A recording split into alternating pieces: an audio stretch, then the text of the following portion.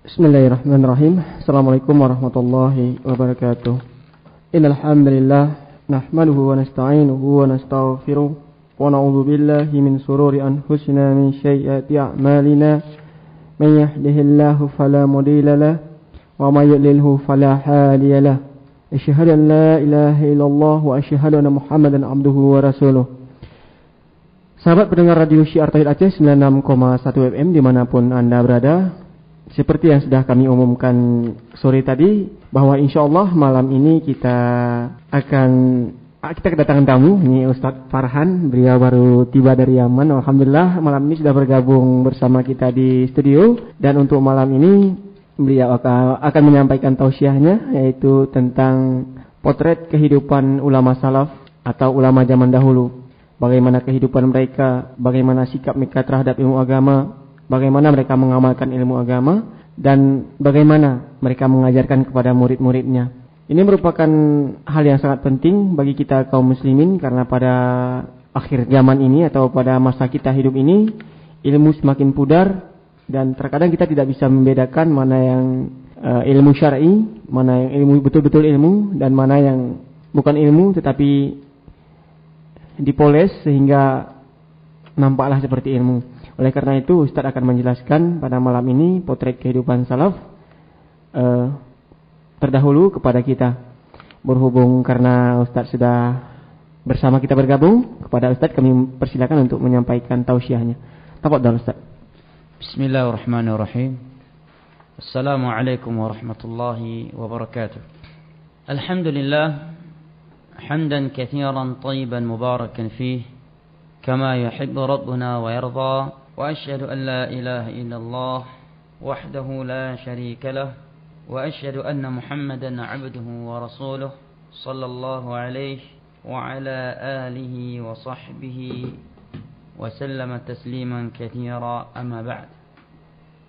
Tidak bosan-bosannya kita memanjatkan puji dan syukur kita kehadirat Allah Subhanahu wa taala, Zat yang telah berfirman di dalam Al-Qur'anul Karim, وَإِن تَعُدُّوا نِعْمَةَ اللَّهِ لَا تُحْصُوهَا إِنَّ الْإِنسَانَ لَظَلُومٌ كَفَّارٌ.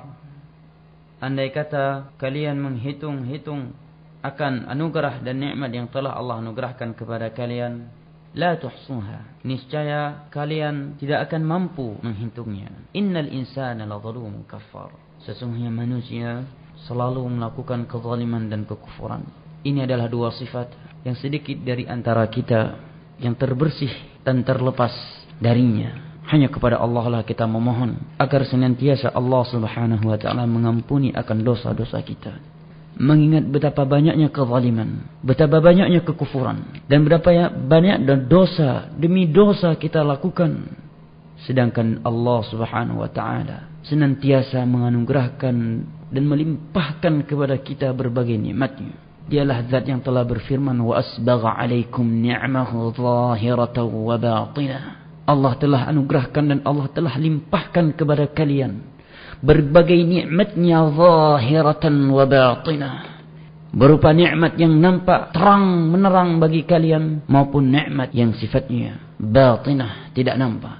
Sungguh benar janji syaitan iblis yang Allah hikayatkan kepada dalam Al-Qur'an Al-Karim, وَلَآتِيَنَّهُمْ مِنْ بَيْنِ أَيْدِيهِمْ وَمِنْ خَلْفِهِمْ وَعَنْ أَيْمَانِهِمْ وَعَنْ شَمَائِلِهِمْ وَلَأَقْعُدَنَّ لَهُمْ صِرَاطَكَ الْمُسْتَقِيمَ ثُمَّ لَآتِيَنَّهُمْ مِنْ بَيْنِ أَيْدِيهِمْ وَمِنْ خَلْفِهِمْ وَعَنْ أَيْمَانِهِمْ وَعَنْ شَمَائِلِهِمْ وَلَا تَجِدُ أَكْثَرَهُمْ شَاكِرِينَ. Iblis la'natullah alaih berkata kepada Allah, ya Allah, karena engkau telah memvonisku sebagai penghuni api neraka, la aq'udanna lahum siratakal mustaqim, niscaya aku akan selewengkan hamba-hambamu dari jalan yang lurus.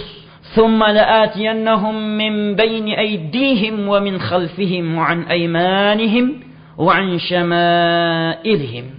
Kemudian aku akan menyesatkan mereka dari depan mereka, dari belakang mereka. Aku akan mendatangi mereka dari arah kanan mereka dan dari arah kiri mereka. Wala tajidanna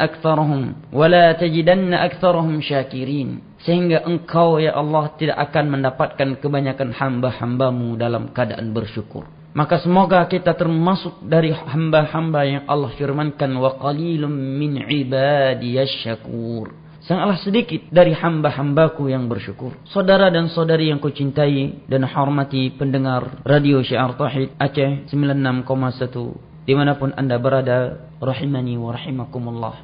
Pada malam yang berbahagia ini, saya akan berusaha menerangkan dan menyebutkan potret kehidupan para salaf di dalam menjalani agama ini. Sehingga hal tersebut, atau mudah-mudahan hal tersebut, dapat mengunggahkan hati kita. Diri-diri kita ini yang telah banyak terkotori dengan kotoran berbagai dosa. Jiwa kita ini yang telah jauh tergeser dari jalan Allah. Yang jauh dari jalan yang telah ditelusuri oleh Rasulullah SAW, para sahabat dan para ulama salaf. Karena kata Abu Hanifah radhiyallahu an, inna siratas salaf jundun min junudillah yuqayyidullahu biha qulubal ibad. Sesungguhnya mempelajari, mengetahui potret kehidupan para salaf di dalam beragama, ini merupakan tentara Allah yang dengannya Allah mengugah hati-hati para hamba. Tentunya salaf kita, pendahulu kita, salaf artinya adalah pendahulu, sebaik-baik pendahulu kita secara mutlak yang berada di permukaan bumi ini adalah baginda, adalah Nabi besar kita, Nabi Muhammad sallallahu alaihi wasallam. Karena beliaulah, potret kehidupan beliaulah yang telah Allah Subhanahu wa taala rekomendasikan secara mutlak di dalam Al-Qur'anul Karim. Di mana Allah Subhanahu wa taala berfirman dalam surat Al-Ahzab dalam Al-Qur'anul Karim, laqad kana lakum fi Rasulillahi uswatun hasanah liman kana yarjullaha wal yawmal akhir wa dzakarallaha katsira. Sungguh telah ada suri teladan yang baik untuk kalian pada diri Rasulullah sallallahu alaihi wasallam bagi siapa yang berharap bertemu dengan Allah dan hari akhir serta mengingat Allah Subhanahu wa taala. Beliaulah hujjatullah yang ada di permukaan bumi ini.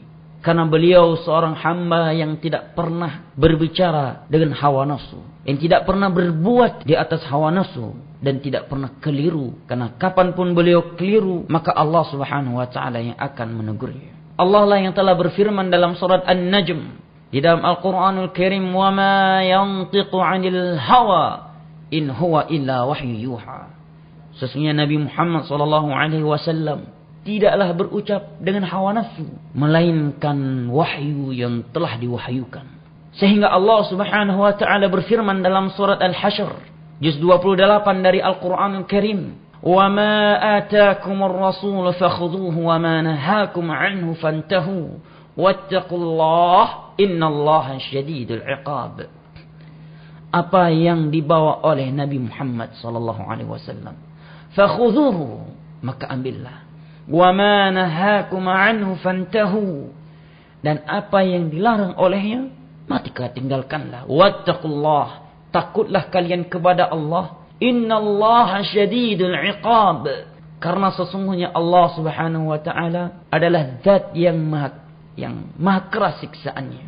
Maka dalam surat An-Nisa Allah mengancam orang-orang yang berani meninggalkan jalan Nabi sallallahu alaihi wasallam dan menyelisihi petunjuk beliau.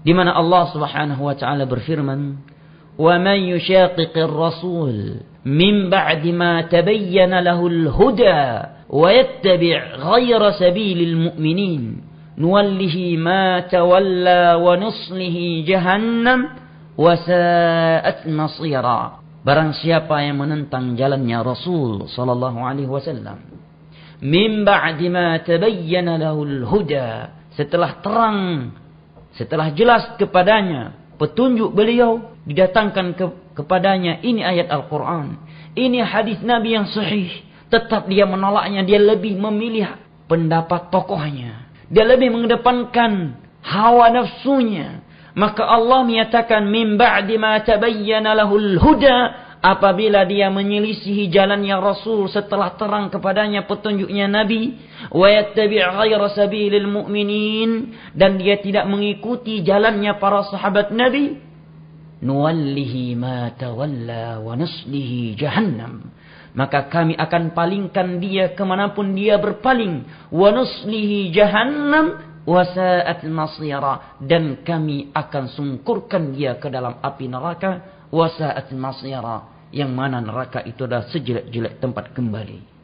Saudara dan saudari yang kucintai dan hormati pendengar Syiar Tauhid Aceh 96,1 dimanapun Anda berada. Sesungguhnya manusia, jenis manusia yang terdepan dan di saf yang pertama di dalam mengikuti dan mengambil suri teladan yang baik dari Nabi SAW, humus sahabatul kiram.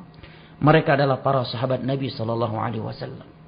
Kemudian para tabi'in, kemudian para tabi'ut tabi'in. 3 generasi ini adalah 3 generasi yang telah direkomendasikan oleh Nabi SAW. Sebagaimana dalam sebuah hadis yang diriwayatkan oleh Al-Imam Al-Bukhari dan Al-Imam Muslim dari Abi Umamah, di mana Nabi SAW bersabda, khairal quruni qarni, thumma alladhina yalunahum, thumma alladhina yalunahum.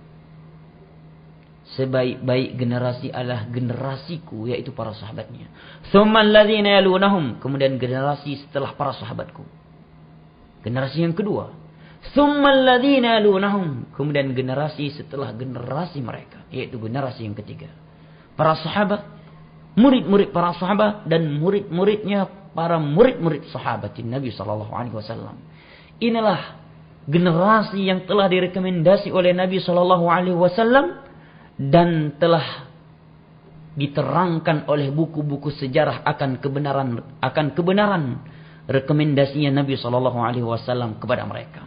Sehingga ada baiknya pada malam yang berbahagia ini kita sama-sama mendengar beberapa hadis maupun athar yang menceritakan bagaimana kehidupan para pendahulu kita, yang tentunya sebaik-baik mereka dan pendahulu kita yang harus kita ikuti secara mutlak adalah Nabi Muhammad bin Abdullah ibnu Abdul Muttalib sallallahu alaihi wasallam. Karena beliau adalah seorang utusan Allah Subhanahu wa taala, dan beliau adalah seorang hamba Allah yang telah mengorbankan jiwa dan raganya demi menyelamatkan umat Islam ini dari bahayanya api neraka. Beliau telah memperbelanjakan segala yang mahal dan yang murah dari apa yang beliau miliki demi sampainya hidayah Allah, demi sampainya cahaya Allah, cahaya Al-Quran ini kepada umatnya. Di dalam sebuah hadis yang diriwayatkan oleh Imam Muslim dari Jabir bin Abdullah radhiyallahu anhu, Nabi SAW bersabda, "Mathali wa mathalukum kamathali rajulin awqad nara, faja'ala al-janadib wal farash yaqa'na fiha, wa huwa yadhubbuhunna 'anha. Wa ana akhidun bihujazikum wa antum tuflituna min yadai." Sesungguhnya perumpamaan antara diriku dengan kalian. Dengarlah baik-baik wahai saudara dan saudari yang aku cintai dan hormati. Nabi SAW bersabda, Nabi kita yang selama ini kita mengaku mencinta Nabi, menjunjung tinggi Nabi, maka dengarlah baik-baik akan permisalan dan perumpamaan yang beliau sebutkan di dalam hadis yang mulia ini. Sehingga kita dapat menyadari dan bercermin, apakah kita termasuk dari permisalan yang jelek ataukah permisalan yang baik. Nabi SAW menyatakan, "Mathali wa mathalukum kamathali rajulin awqad nara." Sesungguhnya perumpamaan antaraku dengan kalian adalah laksana seseorang yang menghidupkan api di tengah malam. Faj'alal janadib wal farash yaqa'na fiha. Tatkala orang tersebut menghidupkan atau menyalakan api di tengah malam, maka datanglah binatang-binatang kecil seperti belalang dan yang semisalnya mendekati api tersebut. Ini tentunya satu hal yang maklum bagi kita semua, karena memang setiap ada api di malam hari, pasti di sana ada binatang-binatang kecil yang ingin mendekati api tersebut. Maka kata Nabi SAW, "Mathali wa mathalukum kamathali rajulin awqad nara." Perumpamaan aku dengan kalian adalah seperti seseorang yang menyalakan api di malam hari, yang lantas datang binatang-binatang kecil seperti janadib, belalang dan yang semisalnya. mendekati api tersebut. Maka orang tersebut yadhubbuhunna anha, dia berusaha menyelamatkan hewan-hewan kecil tadi dari api tersebut. Demikianlah aku. Wa ana akhidhum bihujazikum 'anil nar wa antum tuflituna min yadi. Aku berusaha sekuat mungkin, jiwa dan raga aku kerahkan demi menyelamatkan kalian dari api neraka Allah. Aku pegang erat-erat hujazikum, pinggang kalian. Ini adalah sebuah permisalan bagi orang Arab akan kuatnya sebuah pegangan, dipermisalkan dengan seperti memegang pinggang. Wa antum tuflituna min yadi. Namun kalian sendiri yang melepaskan peganganku sehingga kalian terseret ke dalam neraka Allah Subhanahu wa taala. Ya subhanallah. Demikian sungguh-sungguhnya Nabi sallallahu alaihi wasallam. Demikian tinggi dan besarnya pengorbanan yang dilakukan oleh baginda kita Nabi Muhammad sallallahu alaihi wasallam demi menyelamatkan kita semua dari api neraka Allah. Di dalam hadis yang diriwayatkan oleh Al-Imam Al-Bukhari dan Imam Muslim dari sahabat Nabi sallallahu alaihi wasallam yang bernama Abu Musa Al-Asy'ari radhiyallahu anhu. Nabi sallallahu alaihi wasallam bersabda, "Inna mathala ma ba'athani Allah bihi minal huda wal ilmi kamathalil ghaithil katsir." Sesungguhnya perumpamaan ilmu dan hidayah yang aku bawa itu laksana air hujan yang turun asab ardha. Air hujan yang turun dari langit ke permukaan bumi. Fakanat minha ta'ifatun tayyibah. Maka permukaan bumi ketika turunnya air hujan, model tanahnya ada 3. Fakanat minha ta'ifatun tayyibah. Ada yang model tanahnya baik. Bagaimana bentuk baik tanah tersebut? Di dalam menerima air hujan yang Allah turunkan dari langit. Maka Rasulullah sallallahu alaihi wasallam katakan, qabilatil ma' fa'ambatatil kala wal 'ushbal katsir. Gimana model tanah tersebut ketika air hujan turun, dia dapat menyerapkan air hujan tersebut lantas menumbuhkan tumbuhan di atasnya. Ini model tanah yang pertama, dia yang terbaik. Wa kanat minha wa asama minha ta'ifatun ukhra. Wa kanat minha ajadib. Sedangkan model tanah yang kedua adalah model tanah yang ajadib. Apa itu tanah yang disebut oleh Nabi SAW ajadib? Wahai saudara-saudari yang kucintai dan hormati, kata Nabi SAW, tanah yang ajadib adalah ma qabilatil ma tumsiku ma'an wa la tumbitu kala'an fanafa'a Allahu bihan nas fasharibu wa zara'u wa saqaw. Model tanah yang ajadib adalah tanah yang dia tidak menyerapkan air hujan tersebut, tetapi dia menggenangkan air hujan yang turun tersebut di atasnya. Sehingga air hujan yang turun tergenang. Semakin hari air hujan tersebut semakin banyak. فَنَفَعَ bihan nas. Maka Allah dapat memberikan manfaat air hujan kepada manusia melalui model tanah yang kedua ini. Di mana mereka dapat menimba air hujan yang tergenang di atasnya untuk meminumnya. وَسَقَوْا. Dan untuk memberi minuman kepada binatang ternak mereka, wazar'u, serta untuk menyirami tanaman-tanaman mereka. Ini model tanah yang kedua yang masih ada manfaat dan dapat pujian dari Nabi SAW, namun tidaklah lebih baik daripada model tanah yang pertama tadi. Wa kanat wa asaba minha ta'ifatan ukhra innama hiya qi'an. Sedangkan model tanah yang ketiga kata Nabi SAW, dia adalah qi'an, adalah laksana padang tandus, la tumbitu kala'an wa la tumsiku ma'an. Dia tidak menyerapkan air hujan tersebut lantas menumbuhkan tumbuhan, dan juga tidak membuat air hujan tersebut tergenang di atasnya. Air hujan turun kepadanya berlalu begitu saja. Ya, kalau orang Aceh bilang busodho, ya, ratwi hanai tamang, rat uneng hanai tamang, pulau meratku. Maka kata Nabi SAW, fadzalika mathalu man faqaha fi dinillah. Itulah perumpamaan orang-orang yang mempelajari agama Allah.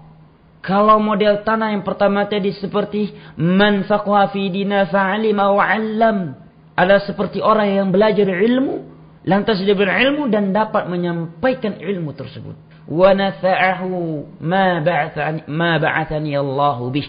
Sedangkan model tanah yang kedua tadi adalah seperti orang yang dapat mengambil manfaat dari ilmu tersebut, namun dia belum dapat memahaminya atau dia belum dapat menyampaikan kepada orang lain. Wa mathalu man lam yarfa' bidzalika ra'sah wa lam yaqbal hudallahi alladhi ursiltu bih. Sedangkan model tanah yang ketiga tadi, ti'an, padang tandus. Kalau orang Aceh bilang busodo, itu kata Nabi SAW, mathalu man lam yarfa' bidzalika ra'sa wa lam yaqbal hudallahi alladhi ursiltu bih. Itu seperti orang yang tidak mau meresponi dan memperhatikan hidayah yang aku bawa, dan dia tidak mau menerima hidayah yang datang dariku. Subhanallah. Allah Subhanahu wa taala berfirman dalam surat Taha, "Fa imma ya'tiyannakum minni hudan faman ittaba' hudaya fala yadhillu wa la yashqa wa man a'rada 'an dhikri fa inna lahu ma'ishatan dhanka wa nahsyuruhu yaumal qiyamati a'ma." Apabila telah datang dariku sebuah petunjuk, maka barang siapa yang mengikuti petunjukku, petunjuk Allah adalah Al-Qur'anul Karim dan sunnahnya Rasulullah sallallahu alaihi wasallam, maka barang siapa yang mengikuti petunjukku, fala yadhillu wa la yashqa, dia tidak akan sesat dan tidak akan celaka. Ibnu Abbas menyatakan dia tidak akan sesat di dunia dan tidak akan celaka di kuburan dan hari kiamat. Wa man a'rada 'an dzikri, sedangkan barang siapa yang berpaling dari seruanku, fa inna lahu ma'ishatan dhanka, maka kepadanya kehidupan yang sempit di dunia dan akhirat. Wa nahsyuruhu yaumal qiyamati a'ma, dan pada hari kiamat kami akan bangkitkan dia dalam keadaan buta. Qala rabbi lima hasyartani a'ma wa qad kuntu basira. Dia akan berkata, ya Allah, kenapa engkau membangkitkan aku dalam keadaan buta? Wa qad kuntu basira. Padahal ketika aku di dunia aku adalah orang-orang yang dapat melihat. Maka Allah menyatakan, fakadzalika atatka ayatuna fanasitaha wa kadzalikal yawma tunsa. Sesungguhnya ketika engkau di dunia dahulu, engkau meninggalkan seruan-seruan yang datang kepada engkau dari ayat-ayatku, dari Al-Quranul Karim, hadis-hadis Nabi dibacakan dan dilantunkan, engkau membiarkan begitu saja, seakan-akan engkau tidak memiliki pendengaran dan penglihatan dan pemikiran. Maka Allah menyatakan, fakadzalikal yawma tunsa, maka pada hari ini demikianlah engkau akan ditinggalkan. Sungguh memang kehidupan yang baik ada tatkala seseorang kembali kepada agama Allah dan mau menelusuri jalan yang telah ditelusuri oleh generasi-generasi yang telah direkomendasikan oleh Nabi sallallahu alaihi wasallam. Wa man 'amila salihan min dzakarin wa aw untha wa huwa mu'min falanuhyiyannahu hayatan thayyibah. Barang siapa yang mengamalkan sebuah amal saleh, dia seorang lelaki maupun seorang wanita, dan dibangun di atas keimanan, maka kami akan anugerahkan kepadanya kehidupan yang baik dunia dan akhirat. Mudah-mudahan kita termasuk dari orang-orang yang jujur dan memperhatikan suri toladan yang baik dari Nabi sallallahu alaihi wasallam, sehingga kita termasuk dari model tanah yang pertama atau minimal tanah yang kedua. Jangan sampai menjadi model tanah yang ketiga. Allah takdirkan kita termasuk dari model tanah yang pertama, alhamdulillah. Yang kedua juga alhamdulillah. Adapun yang ketiga, na'udzubillah. Maka setelah kita mendengar murotal berikut ini, insyaallah kita akan menyebutkan bagaimana potret para salaf di dalam mengikuti Nabi sallallahu alaihi wasallam dan bagaimana keseriusan mereka di dalam beragama, di dalam menuntut ilmu agama ini dan mengamalkannya. Wallahu taala alam bissawab. Barakallahu fikum. Baiklah para pendengar, itu tadi sudah disampaikan sedikit pembukaan oleh Al-Ustaz Farhan Hafizahullah. Dan bagi para pendengar mungkin yang ingin bertanya, bisa mengirimkan SMS ke nomor berikut ini, 0853 58 30 50 70, 0853 58 30 50 70. Dan pertanyaan yang masuk insya Allah akan dijawab oleh Al-Ustaz Farhan. Baiklah para pendengar dimanapun Anda berada, kita mendengarkan murotal dulu, setelah itu akan kita lanjutkan kembali. Barakallahu fikum. Para pendengar Radio Syiar Tauhid Aceh 96,1 FM dimanapun Anda berada, kembali lagi bersama kami di Radio Syiar Tauhid Aceh bersama Al-Ustaz Farhan hafizahullah. Bagi para pendengar yang baru bergabung bersama kita, tema kita pada malam ini adalah potret kehidupan salaf menjalankan agama.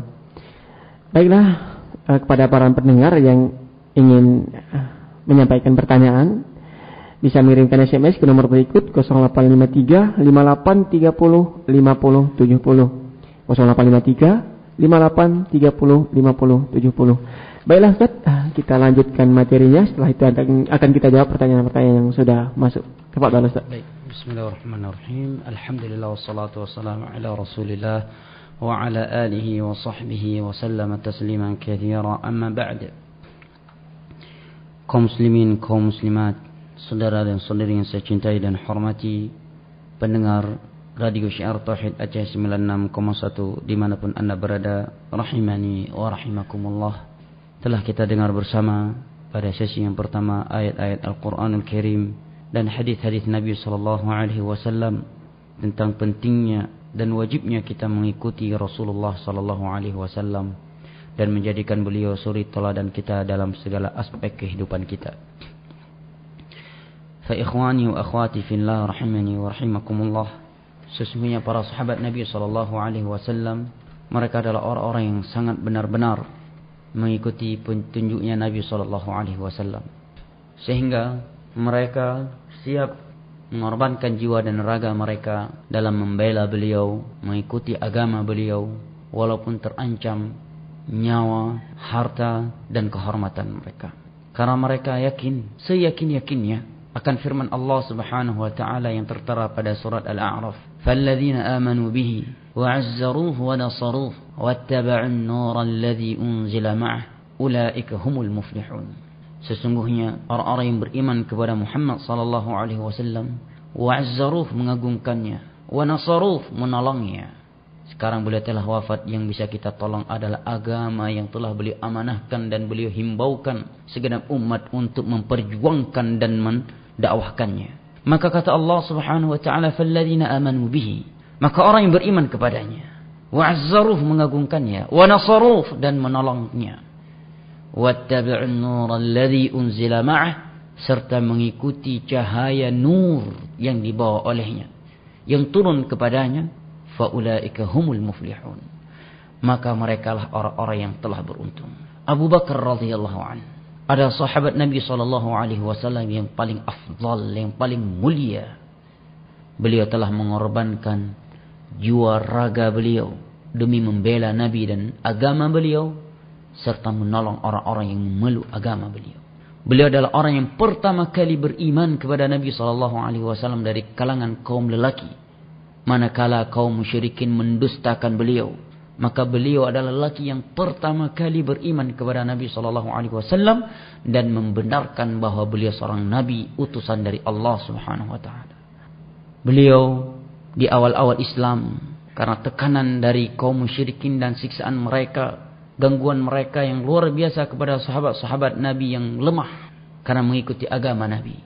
Adapun Nabi Muhammad sallallahu alaihi wasallam, maka mereka tidak mampu mengganggu fisik beliau karena paman beliau Abu Talib masih hidup. Namun akan kita dengar bersama nanti bagaimana propaganda mereka, makar mereka, dan program mereka untuk membunuh Nabi SAW setelah wafatnya paman beliau Abu Talib. Karena paman beliau adalah seorang tokoh. Adapun Abu Bakar, karena beliau seorang yang kaya dan seorang tokoh, maka mereka pun tidak mampu menyiksa beliau. Adapun sahabat-sahabat yang lain, maka disiksa oleh mereka. Sebagian mereka ada yang budak, maka Abu Bakar membela dan membayarnya dengan harta beliau. Bilal radhiyallahu anhu, seorang sahabat yang berasal dari negeri Ethiopia. Dari Ethiopia. Afrika. Beliau seorang budak, seorang yang berkulit hitam dan lemah. Maka karena beliau mengikuti ajaran Nabi sallallahu alaihi wasallam yang dianggap itu adalah ajaran yang telah menyelisih nenek moyang kaum musyrikin, maka mereka mengambilnya, mereka mengikatnya, dan mereka mengikatkan besi di atas punggungnya, lantas mereka bakar di bawah terik matahari. Mereka paksa Bilal ibn Rabah untuk meninggalkan Nabi dan agama beliau yang mereka anggap itu adalah agama yang telah menyesatkan manusia dan agama yang telah menyelisih agama nenek moyang kita. Mereka siksa sekuat mereka di bawah terik matahari. Bilal dengan ketegaran keimanan yang telah menyentuh kalbu beliau. Beliau tetap menyatakan ahad, ahad. Allah Maha Esa, Allah Maha Esa. Kemudian tidak jauh dari apa yang dirasakan dan diterima oleh Bilal karena mengikuti agama Nabi Muhammad SAW adalah apa yang telah menimpa keluarga Yasir, sahabat Yasir dan anaknya Ammar serta istrinya Sumayyah radhiyallahu anhu.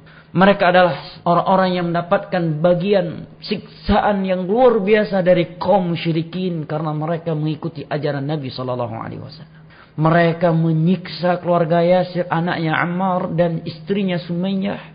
Mereka mengikat Yasir, Ammar dan istrinya Sumayyah di sebuah jalan yang mereka lalui. Setiap kaum musyrikin yang melewati mereka, mereka menyiksa dan melakukan apa yang mereka mau terhadap Yasir, anaknya Ammar dan istrinya beliau Sumayyah. Sehingga Yasir terbunuh, meninggal karena siksaan mereka. Dan istri beliau Sumayyah radhiyallahu anha ditombak di kemaluan mereka. Maaf, cakap. Beliau ditombak di kemaluannya dengan pelepah kurma oleh kaum musyrikin.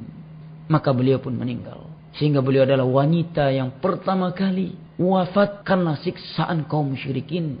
Karena beliau mengikuti ajaran Nabi SAW.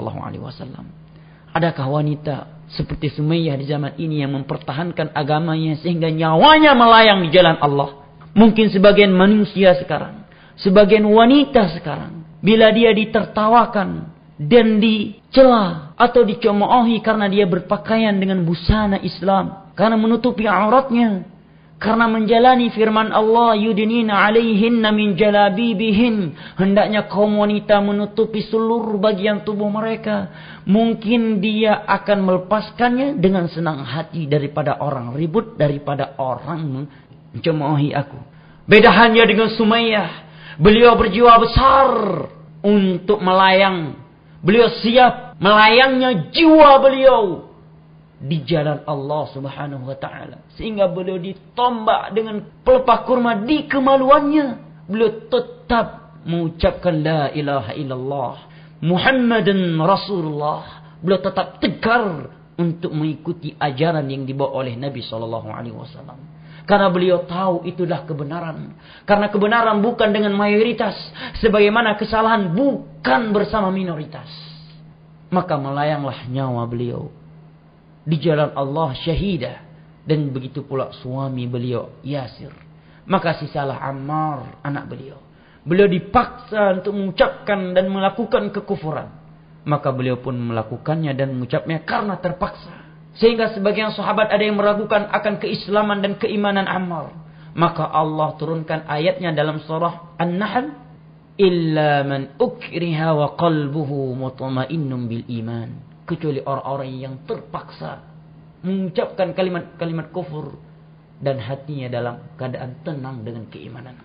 Maka Allah terangkan kepada para sahabatnya bahwa Ammar masih seorang muslim mukmin, beliau mengucapkannya karena terpaksa. Demikianlah mereka para sahabat Nabi SAW.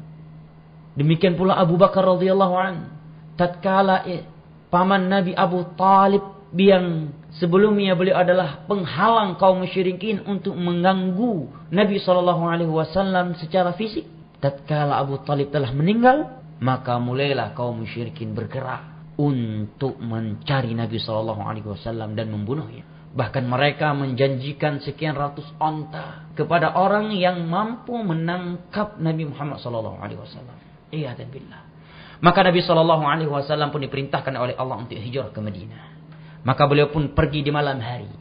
Dan beliau meminta Ali radhiyallahu anhu untuk tidur di tempat tidur beliau, di ranjang beliau. Maka pergilah beliau ditemani oleh Abu Bakar radhiyallahu anhu. Dan beliau menyewa onta dari seorang Yahudi. Di dalam perjalanannya, beliau mampir dan bersembunyi di Gua Hira.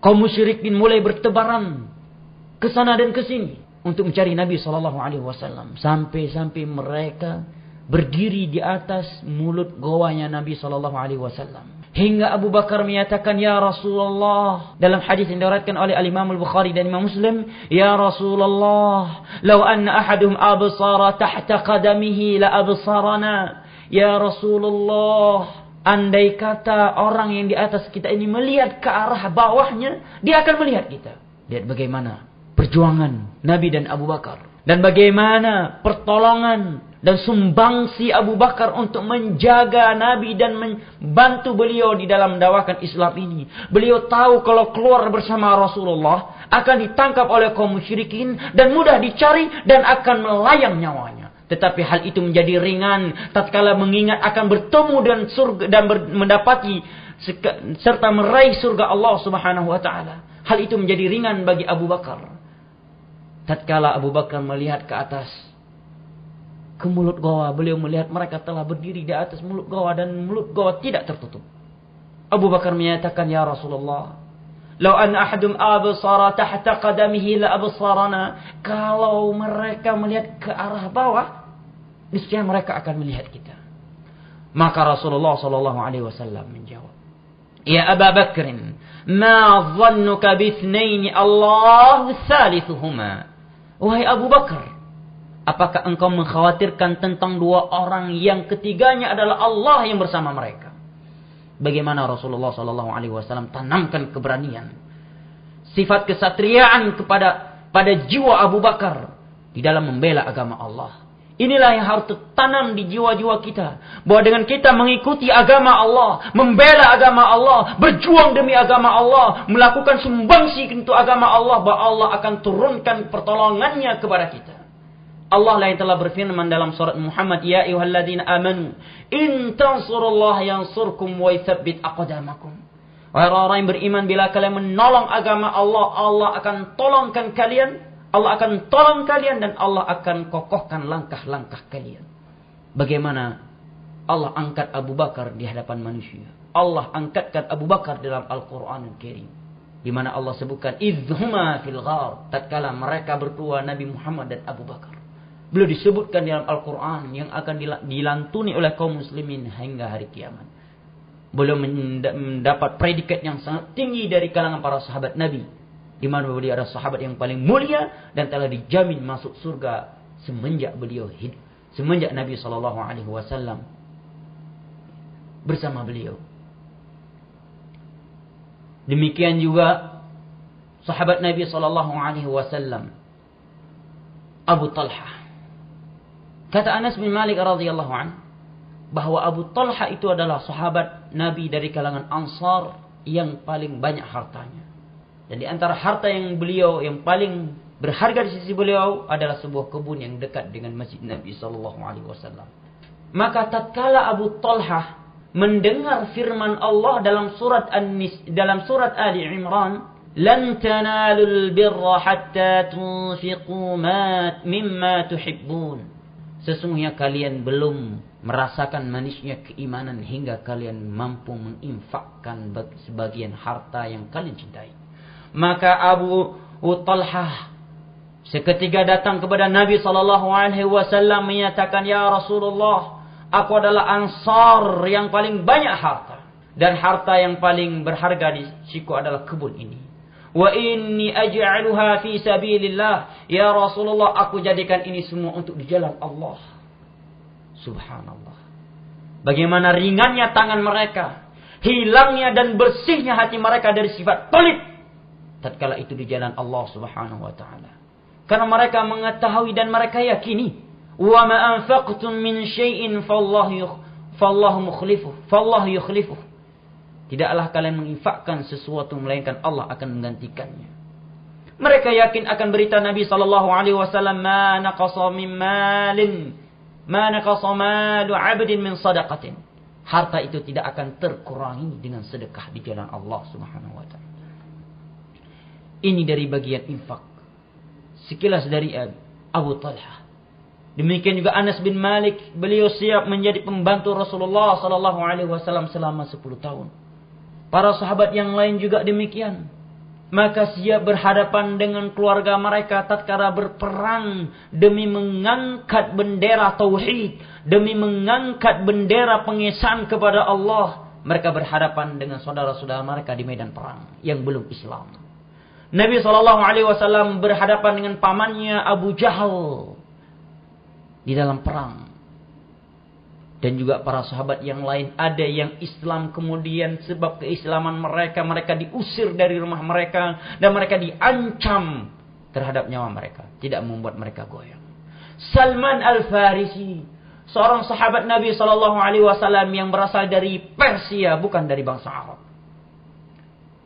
Sungguh cerita beliau mendapatkan hidayah Islam ini adalah cerita yang unik, yang banyak menyimpan dan memberikan pelajaran kepada kita. Di mana beliau ada seorang anak tokoh, seorang tokoh dari anak seorang tokoh. Bapaknya seorang yang diamanahkan untuk menjaga api sebagai sesembahan mereka di masa itu. Maka perjalanan beliau yang penuh lika-liku, dari satu agama ke agama berikutnya, dari satu pendeta ke pendeta berikutnya, hingga beliau mendapatkan sebuah berita bahwa ada seorang nabi utusan Allah telah datang di bumi Arab. Maka beliau siap menjualkan dirinya kepada saudagar yang datang ke daerah beliau. Beliau siap memberikan kepada mereka apa saja yang mereka inginkan dengan syarat, sampaikan aku ke tempat ini demi bertemu dengan Nabi SAW. Kemudian beliau bertemu sehingga mendapatkan hidayah Allah Subhanahu wa taala setelah melewati perjalanan yang penuh lika-liku. Berpindahnya beliau dari satu agama, dari satu aliran ke aliran berikutnya, dari satu pendeta ke pendeta berikutnya, sampai di akhir perjalanan beliau dijual oleh saudagar tersebut sehingga beliau menjadi budak. Beliau siap demi sampai dan bertemu dengan Nabi SAW. Demikian juga para ulama, para tabi'in, tabi'in setelah mereka, jiwa dan raga mereka, apa yang mereka miliki dari pembenaran yang mereka miliki, mereka tuangkan dengan ringan, dengan mudah untuk di jalan Allah. Imam Malik radhiyallahu anhu, imam yang besar, imam kaum muslimin, tatkala mengharuskan beliau menjual atap rumahnya demi menuntut ilmu, maka beliau menjual atap rumahnya. Beliau siap bersabar hidup di dalam rumah yang akan terkenai air hujan demi dapat melanjuti menuntut ilmu agama Allah Subhanahu wa taala. Sa'id ibn Musayyab, menantu Abu Hurairah, beliau menyatakan wa in kuntu la arhalu ayyaman wa layaliyan li haditsin wahid. Aku telah melakukan perjalanan berhari-hari, bermalam-malam demi mencari satu hadis Nabi sallallahu alaihi wasallam. Al-Imam Al-Bukhari, beliau dari Bukhara. Abu Daud dari Sijistan. At-Tirmidzi juga demikian dari Samarqand, dari luar daerah Arab. Imam Ahmad menempuh perjalanan 1 bulan penuh dari Basra, Irak, menuju ibu kota Yaman, San'a, untuk menimba ilmu ke Abdul Razak bin Hammam. Kalaulah bukan ba'dallah perjuangan mereka yang demikian besarnya dalam membela dan mempelajari ilmu agama ini, niscaya agama ini tidak sampai kepada kita. Al-Imam Syafi'i, beliau lahir dalam keadaan anak yatim dan beliau dari Ahlul Bait. Beliau dididik oleh seorang ibu yang memiliki cita-cita yang tinggi terhadap anaknya. Beliau dididik oleh seorang ibu, beliau seorang anak yatim dari keluarga yang miskin, tetapi tidak menghalangi beliau untuk tetap mempelajari ilmu agama Allah. Hingga karena kemiskinan beliau tidak mampu membeli pena dan lembaran kertas untuk menulis ilmu, maka beliau menulis di lempengan-lempengan batu. Beliau menulis hadis-hadis Nabi di dinding-dinding rumahnya. Beliau menulis hadis-hadis Nabi di papan-papan hingga memenuhi rumahnya. Suatu saat ibunya berkata, "Wahai Muhammad," kan nama beliau Muhammad bin Idris, "sampai kapan engkau melakukan demikian? Karena ini akan memenuhi rumah kita rumah yang kita tinggali." Maka Imam Syafi'i pun mulai mengambil satu persatu dari lempengan-lempengan batu tersebut, papan-papan tersebut, beliau menghafal satu demi satu. Setelah beliau hafal baru beliau bakar dan beliau buang. Lihat bagaimana pengorbanan mereka di dalam menuntut ilmu agama. Abu Hurairah radhiyallahu anhu Di dalam riwayat Imam Muslim beliau menyatakan wa inni la akhirru baina mimbari Rasulillah sallallahu alaihi wasallam wa hujrati Aisyah. Aku pernah pingsan jatuh tersungkur antara mimbarnya Rasulullah dengan kamarnya Aisyah radhiyallahu anha. Fayaji'ul ja'i, datanglah seseorang, fayadhu rijlahu fi 'unuqi, dia meletakkan kakinya di leherku, dia menyangka bahwa aku adalah orang kesurupan atau dia menyangka bahwa aku adalah orang gila. Padahal aku bukanlah orang gila, melainkan yang membuat aku tersungkur karena kelaparan yang aku tahan dan aku bersabar di atasnya demi mendengarkan hadis dari Nabi SAW.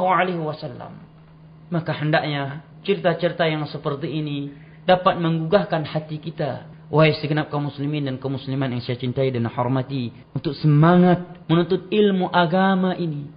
Karena ilmu agama ini, mempelajari ilmu agama ini adalah pintu besar, jalan yang akan mengantarkan kita ke surganya Allah Subhanahu wa taala. Di dalam sebuah hadis yang diriwayatkan oleh Imam Muslim dari Abu Hurairah, Nabi sallallahu alaihi wasallam bersabda, "Man salaka tariqan yaltamisu fihi ilma, sahalallahu lahu bihi tariqan ilal jannah." Barang siapa yang menuntut ilmu agama, yaitu ilmu yang bersumber dari Al-Qur'an dan As-Sunnah. Al-Imam Syafi'i berkata, "Al-ilmu ma qala Allah wa qala rasuluhu wa qala sahabatuh wa ma siwa dzalika famin wasaisi syaitan." Ilmu yang benar, kaidah beragama yang tepat adalah Allah berfirman, Rasulnya bersabda dan sahabatnya berkata.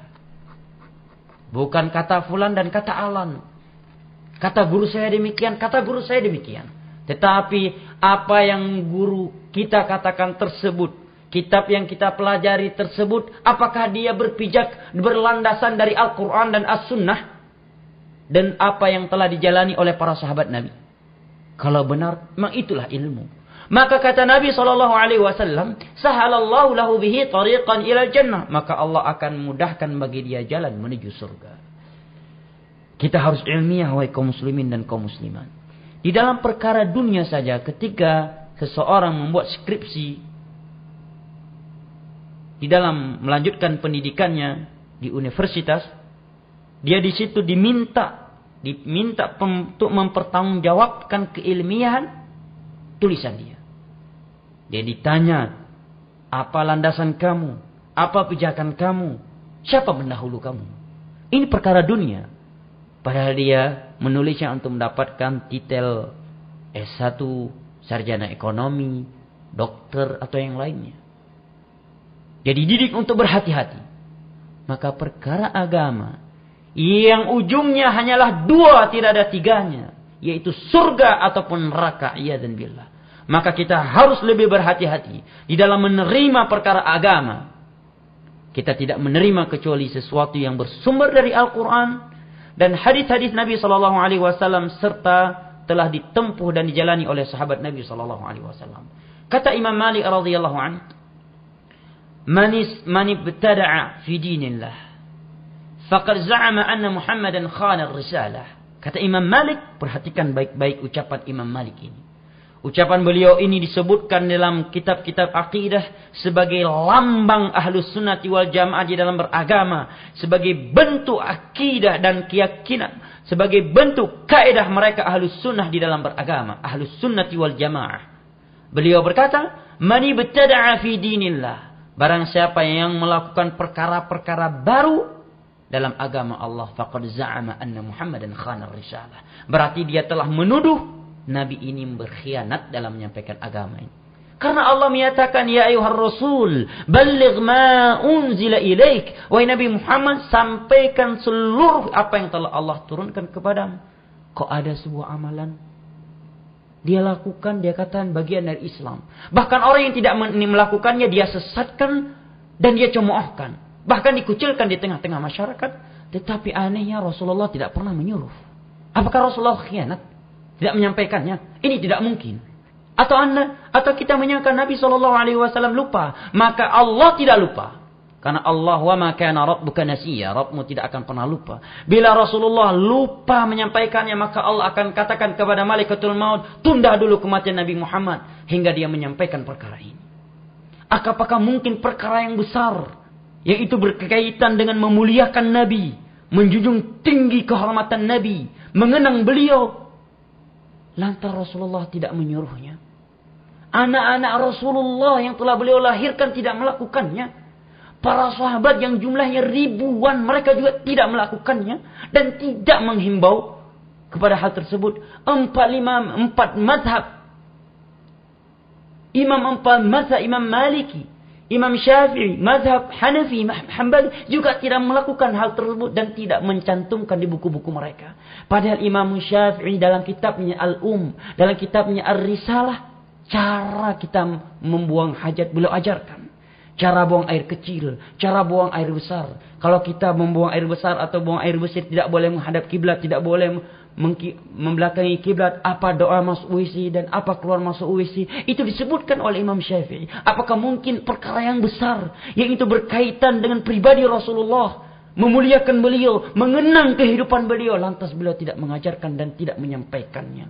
Maka kembali, hendaknya kita kembali mengoreksi apa yang telah biasa kita lakukan. Karena seperti pepatah Arab menyatakan, al-jahlu bisyai' aduwullah. Karena tidak tahu, akhirnya dia memusuhi. Karena tak kenal, makanya tak cinta. Karena tak cinta, makanya tak sayang. Itulah manusia. Ketika dia melihat ada orang yang aneh dengannya, dia langsung serta-merta memvonis sesat, menyesatkan. Aliran baru. Padahal bisa jadi yang dia pegang itulah ajaran Nabi SAW. Oleh karena itu, kaidah dalam beragama, kata Imam Syafi'i, adalah Allah berfirman, Rasul bersabda, dan sahabat berkata. Apabila seorang berada di atas kaidah yang Imam Syafi'i sebutkan ini, dia selalu terbimbing dan stabil dimanapun dia berada.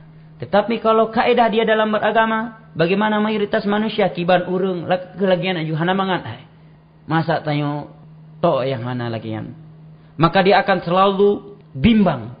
Ketika dia di Asia, mayoritas manusia mungkin dengan warna A. Dia ke Timur Tengah, manusia dengan warna lain.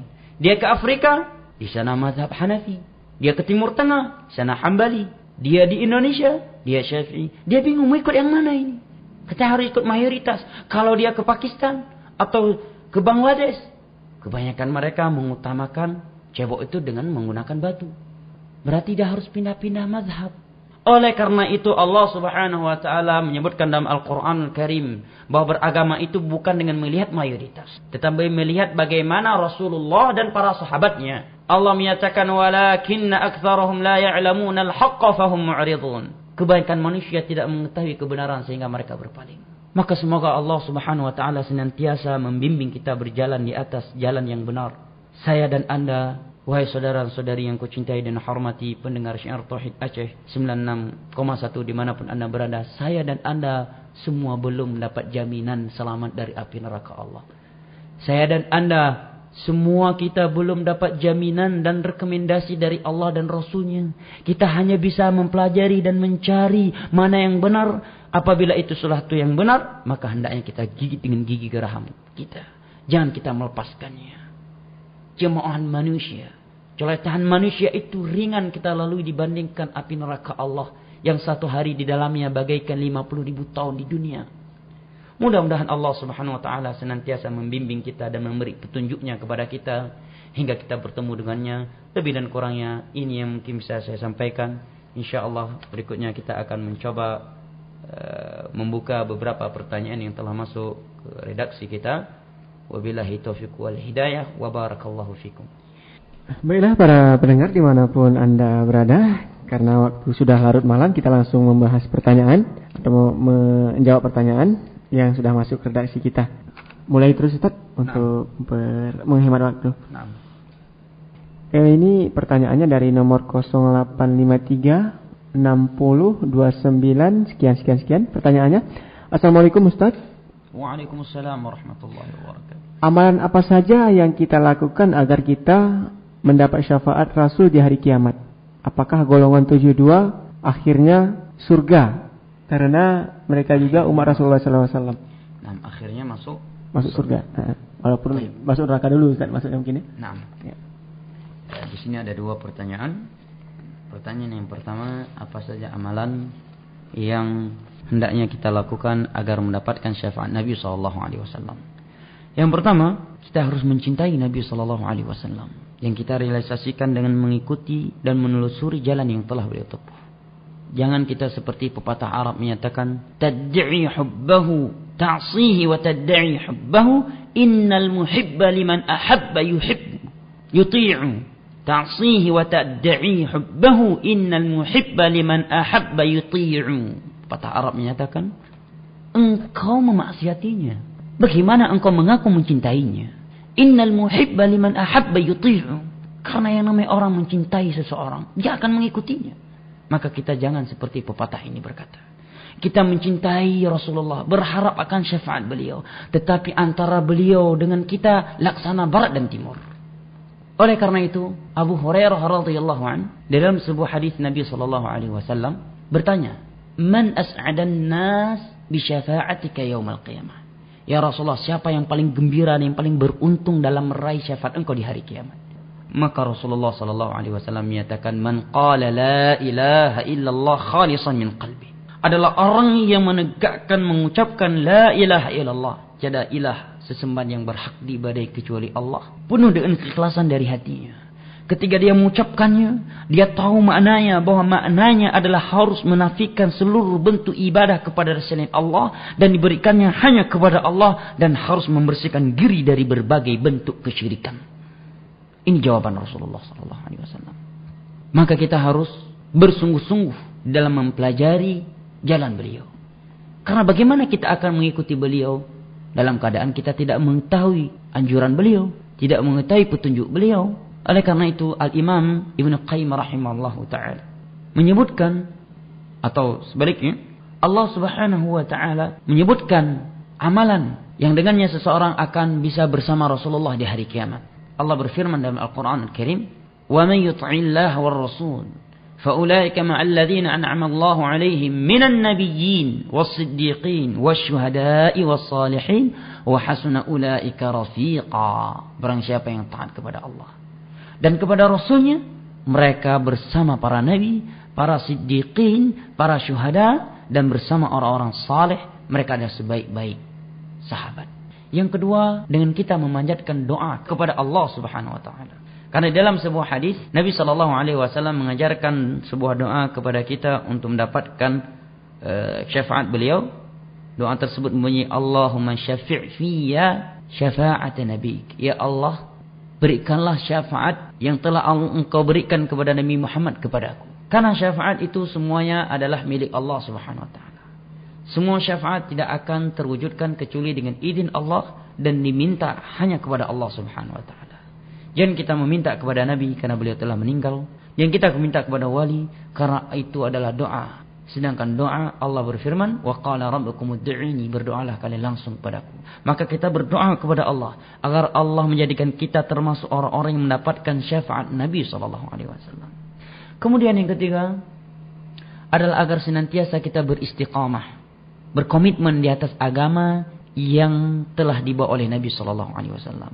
Karena bagaimana kita akan mendapatkan syafaat beliau dan bagaimana kita akan bersama beliau sedangkan jalan yang kita telusuri bukanlah jalan beliau, dan tentunya tidak ada jalan untuk hal itu semua kecuali dengan mempelajari agama Allah Subhanahu wa taala. Adapun pertanyaan yang kedua, apakah 72 golongan tersebut akan masuk surga akhirnya nanti? Hadis tersebut Nabi sallallahu alaihi wasallam menyatakan, wa sataftariqu ummati ila 73 firqatan kulluha fin nar illa wahidah. Qalu wa ma hi? Qala hiya ma ana alaihi wa ashabi al-yawm. Umatku akan berpecah belah 73 golongan.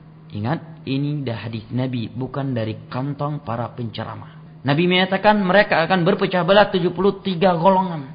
Hadisnya disahihkan oleh Imam Bukhari, disahihkan oleh Imam Tirmizi, disahihkan oleh Imam Hambali. Kata Nabi sallallahu alaihi wasallam, dari 73 golongan ini semuanya dalam api neraka kecuali hanya satu. Para sahabat bertanya, siapa mereka? Maka Rasulullah sallallahu alaihi wasallam menjawab, mereka adalah orang-orang yang berada di atas jalan aku dan para sahabatku hari ini. Para ulama yang menerangkan hadis ini menyatakan bahwa 72 golongan ini semua mereka muslim. Semua mereka belum keluar dari Islam karena mereka umat Nabi sallallahu alaihi wasallam. Sehingga maksud dari itu mereka masuk ke dalam api neraka nanti juga akan dikeluarkan oleh Allah Subhanahu wa taala. Karena yang masuk ke dalam api neraka itu terbagi menjadi dua. Yang pertama orang-orang kafir yang mereka memang penghuni api neraka. Kalau mereka masuk tidak akan keluar lagi. Adapun kaum muslimin yang Allah masukkan ke dalam api neraka tatkala mereka berhak untuk mendapatkannya, maka Allah masukkan mereka ke dalamnya hingga mereka bersih dari dosa-dosa mereka. Lantas Allah keluarkan mereka dari api neraka. Kemudian Allah masukkan ke dalam surga. Akan tetapi pertanyaannya, mampukah kita mampir di api neraka Allah sebelum masuk surga? Yang mana Nabi SAW bersabda, Inna ahwana ahlin nari adaban yawmal qiyamah la rajulun yudha'u tahta rijlihi jamratan.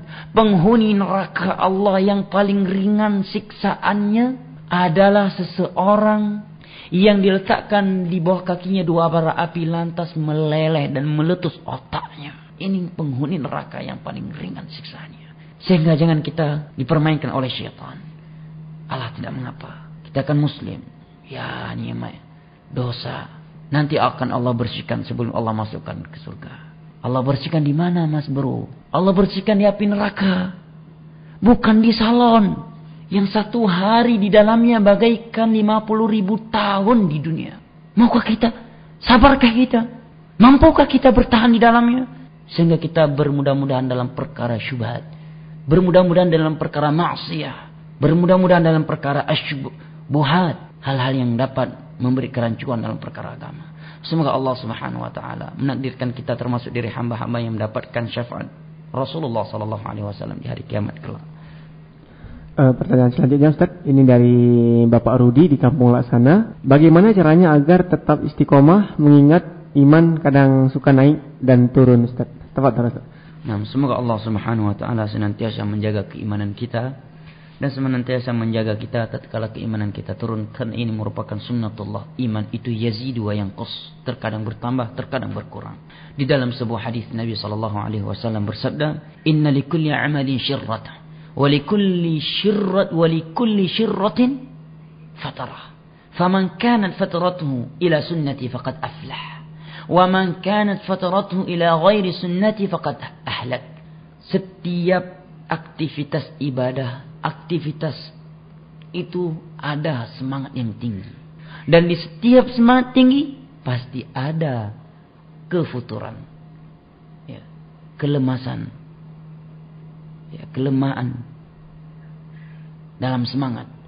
Maka barang siapa yang ketika semangatnya melemah, imannya turun, ketika dia futur, dia kembali kepada sunnahku, maka dia sungguh telah beruntung. Suntuk baca Al-Quran, dia kembali kepada salat sunnah. Suntuk dari bab puasa, dia futur dari bab puasa, dia kembali kepada bab menghadiri majelis-majelis ilmu. Banyak dari satu sunnah ke sunnah yang lain. Sedangkan barang siapa yang dia futurnya ketika lemah imannya, kembali kepada lain, kepada selain sunnahku, keluar dari garis syariat, maka dia akan binasa. Ini salah satu sebabnya. Sebab yang kedua adalah mencari teman dan pergaulan yang baik. Di dalam sebuah hadis yang diriwayatkan oleh Al-Imam Al-Bukhari dan Imam Muslim dari Abi Musa Al-Asy'ari radhiyallahu anhu, Nabi sallallahu alaihi wasallam bersabda, "Mathalu jalisis salih wa jalisis suk kahamilil miski wa nafikhil kir."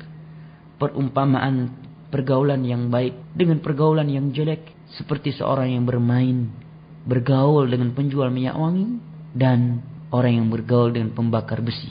Fahamilul misk imma an yuhdhiyak wa imma an tabta'a minhu wa imma an tajida minhu rihan thayyibah.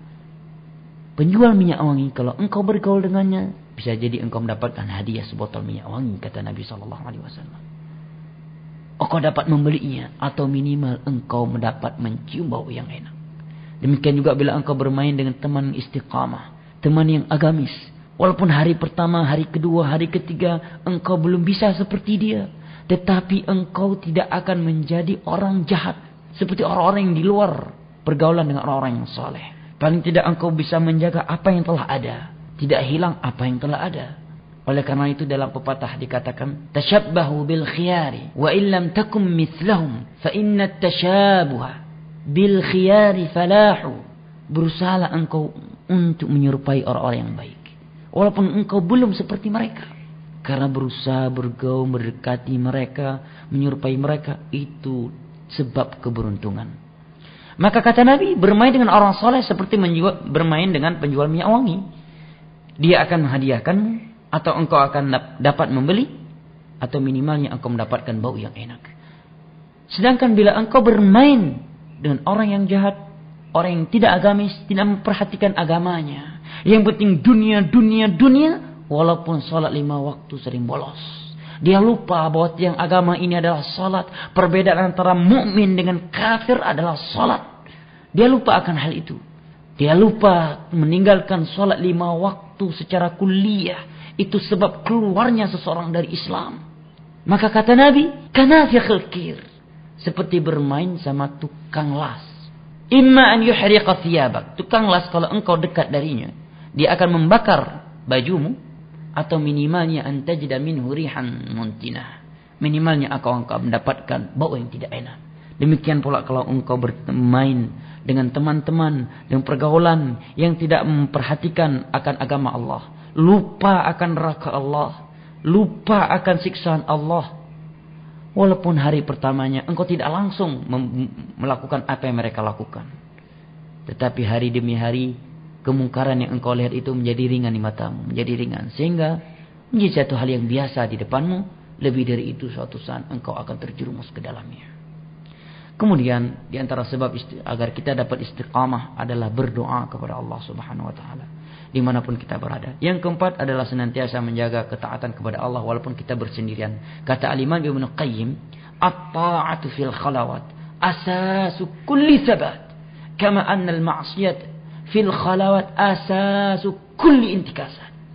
Sesungguhnya melakukan ketaatan, menjaga ketaatan di waktu bersendirian, ini sebab utama seseorang bisa komitmen di atas agama Allah. Sedangkan bermaksiat di waktu bersendirian, itu adalah pintu besar seseorang akan hilang dari agama Allah Subhanahu wa taala. Dan tentunya di sana masih banyak sebab-sebab yang lain. Maka mudah-mudahan Allah Subhanahu wa taala menganugerahkan kepada saya, kepada Bapak yang kami muliakan yang bertanya ini, dan juga kepada segenap kaum muslimin untuk tetap komitmen dan kokoh di atas agama ini. Allahumma amin. Pertanyaan selanjutnya Ustaz, ini dari saudari kita mengenai furdah, khimar dan bajunya itu apa memang harus warna hitam Ustaz? Bagaimana dengan warna yang lain yang bermotif? Apakah bisa? Silakan Ustaz. Yang perlu diketahui oleh segenap kaum muslimat yang saya cintai dan hormati rahimani wa rahimahunallah, akan hadis Nabi sallallahu alaihi wasallam, sinfani min ahli nar lam arahum. Ada 2 jenis dari penghuni neraka sampai hari ini aku belum melihatnya. Di antaranya kata Rasulullah sallallahu alaihi wasallam, kasiyat ariyat. Wanita memakai baju tapi hakikatnya mereka telanjang. Baju hanya sekedar pewarna kulit, ya, dapat menggambarkan seluruh auratnya. Yang kedua yang harus diketahui oleh kaum muslimat, bahwa Nabi sallallahu alaihi wasallam menyatakan al-mar'atu aurah. Fa'idha kharajat istasyarafha syaitan. Wanita itu aurat. Apabila dia keluar, maka syaitan akan memperindah-indahkannya supaya kaum lelaki terjerumus ke dalam jurang ini. Ya. Yang ketiga yang harus diketahui oleh kaum muslimat, bahwa Allah Subhanahu wa taala telah memuliakan kaum wanita ini dengan menutupi aurat. Allah Subhanahu wa taala berfirman dalam surat Al-Mu'minun, "Wa qul lil mu'minati yaghdhudna min absarihinna wa yahfazna furujahunna." Katakanlah pada kaum wanita untuk menjaga pandangan-pandangan mereka dan menjaga kemaluan mereka. Kemudian Allah menyatakan, "Wala yubdina zinatahunna illa ma dhahara minha." Dan jangan sekali-kali mereka menampakkan tubuh mereka, perhiasan mereka, kecuali sesuatu yang nampak.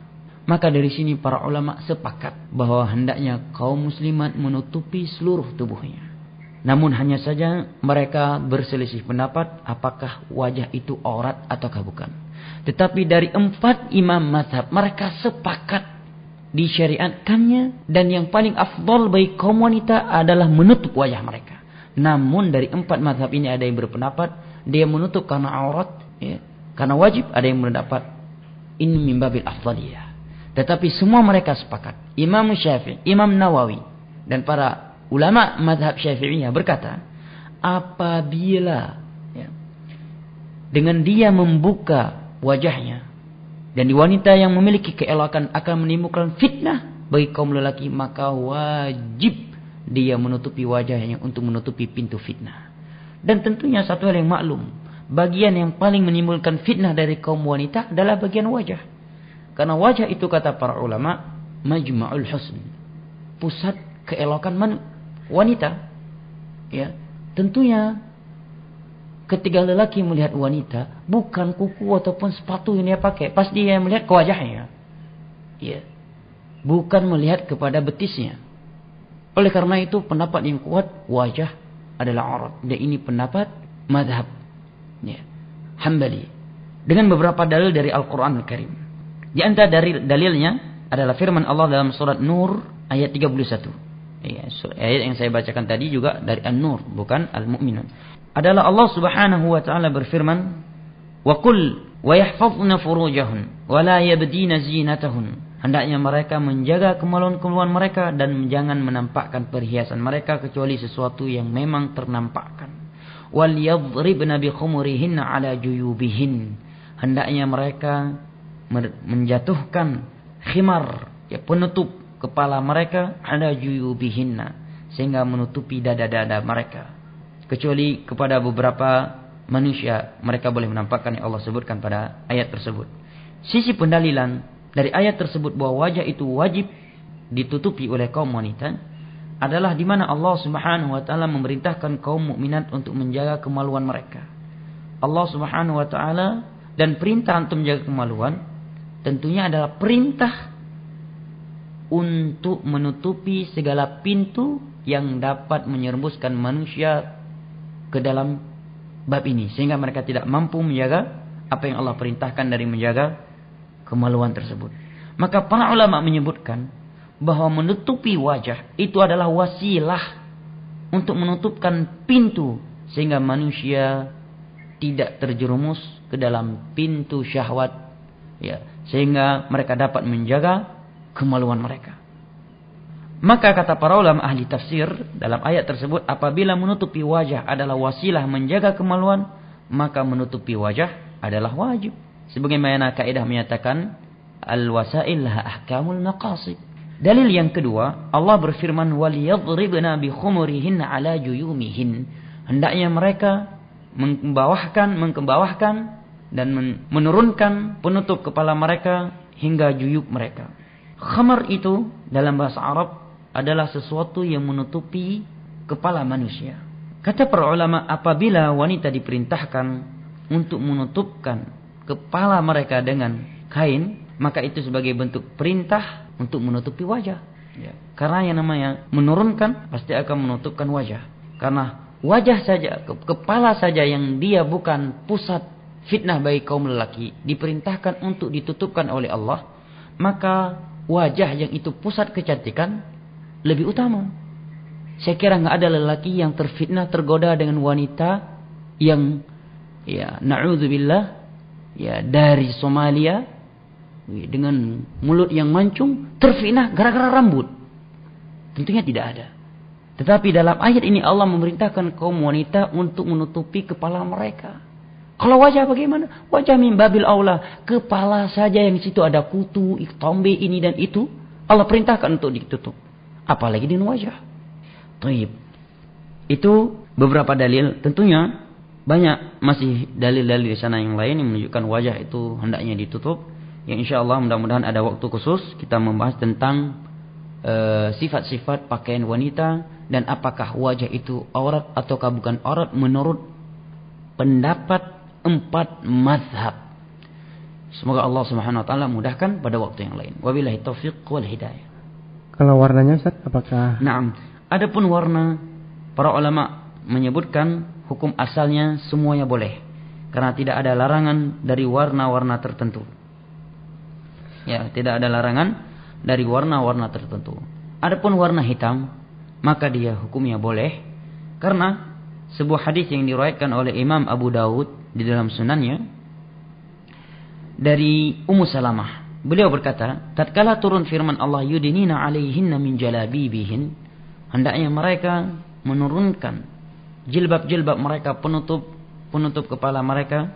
Maka kata beliau, kharaja nisaul ansari ka'anna ala ru'usihinna al-ghirban minal aksiyah.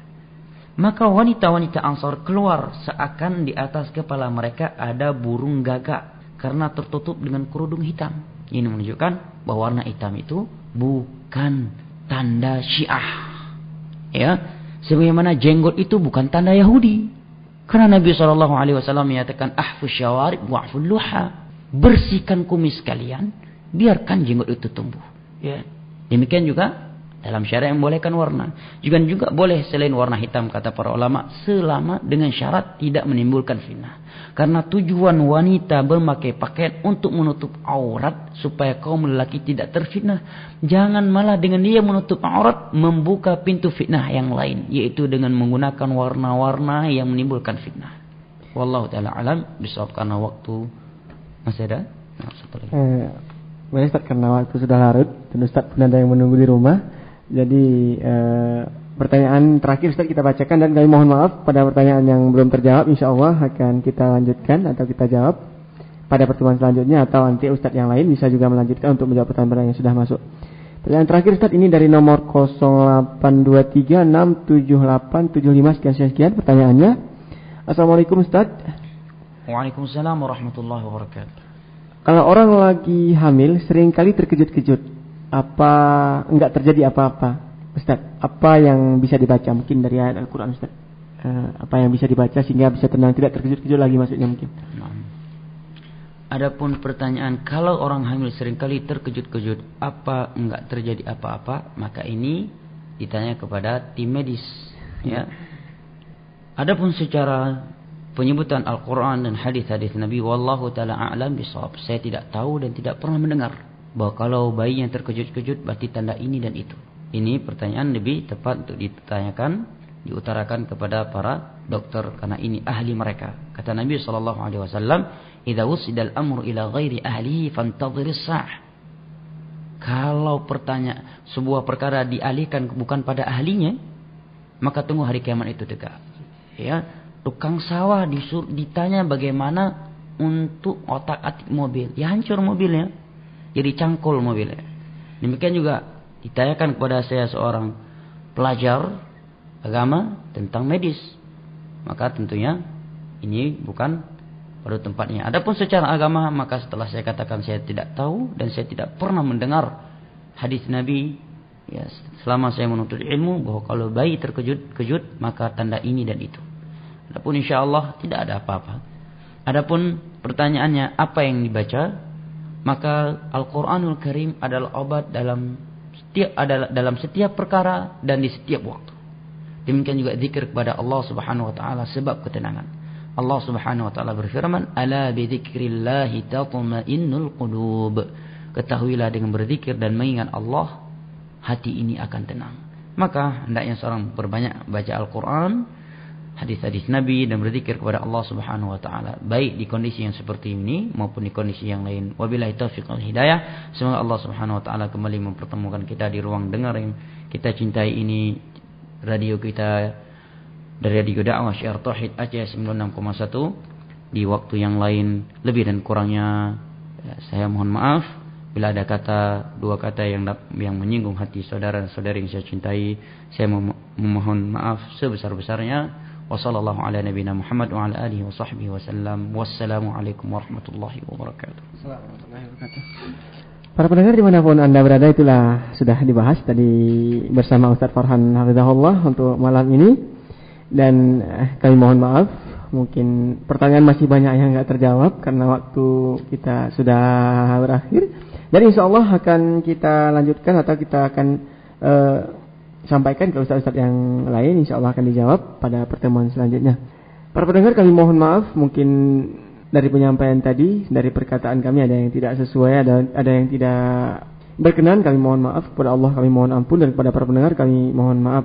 Itulah yang dapat kita sampaikan pada malam ini. Semoga bermanfaat apa yang telah disampaikan oleh Ustaz Farhan, dan kita berdoa kepada Allah sehingga masih bisa atau bisa berjumpa pada lain kesempatan. Saya mewakili kru yang bertugas pada malam ini, Abu Farhan, mengucapkan terima kasih atas perhatiannya dan mohon maaf atas segala kekurangan. Wabillahi taufiq wal hidayah. Assalamualaikum warahmatullahi wabarakatuh.